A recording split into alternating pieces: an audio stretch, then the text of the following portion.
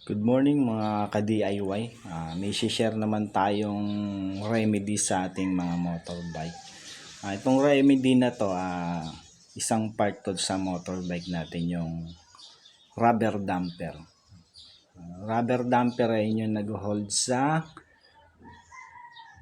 sprocket hub. So pag maluwag na yung sprocket hub natin, kumakalog yung kumakalog na yan. So, ang pinaka-cost niyan, yung damper natin, pwedeng na siya, na-compress na siya, no? Kaya lumiit na yung niya. Lumaki na yung clearance niya. So, ang kailangan lang naman natin na pyesa, sa paligid lang naman natin yan. Interior, then yung pandikit, nabibili naman yan sa online shop.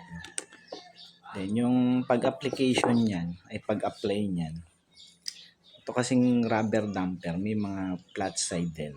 Flat side, no? Saka yung may curved side.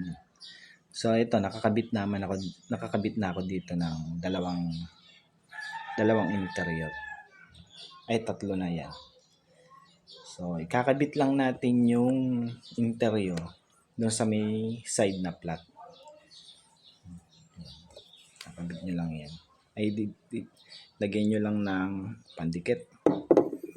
Then, ilagay nyo na yung interior. Makakatulong to para sumikip ulit yung hub, no? Para hindi na siya magkakalog. Kasi ang tendency, pag maluwag na ang rubber damper, gumaganyan na yung sprocket natin, yung hub, yung sprocket hub, gumaganyan. Yung pagka nagcambio ka, minsan parang kakaramdam mo, parang tumatalon. Dito yun. I-manual mo siya,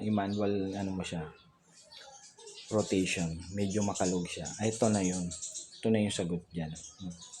Sa mga hindi pa alam, malaking tulong to. Kung wala ka pang nabibiling materyales na damper, pwede mo tong gawing remedyo. Yan. Wala pang isang oras, tapos na to. Yan. So, hintay mo lang siyang dumikit ng maayos. Yan. Pag dikit na siya, pwede mo nang bawasan ulit yan. Pagka tapos na siya lahat, kada side, pwede mo na siyang ikabit. Then, i-test mo na yung hub mo kung kumakalog pa. So, yun lang, no? Sana makatulong to sa mga ating mga ka-DIY. No, yung mga motorista na wala naman biglaan lang nagka-problema yung motor, no? Hindi agad makapunta sa shop. Pwede niyong gawin pwede kayong gumawa ng paraan. Okay, thank you.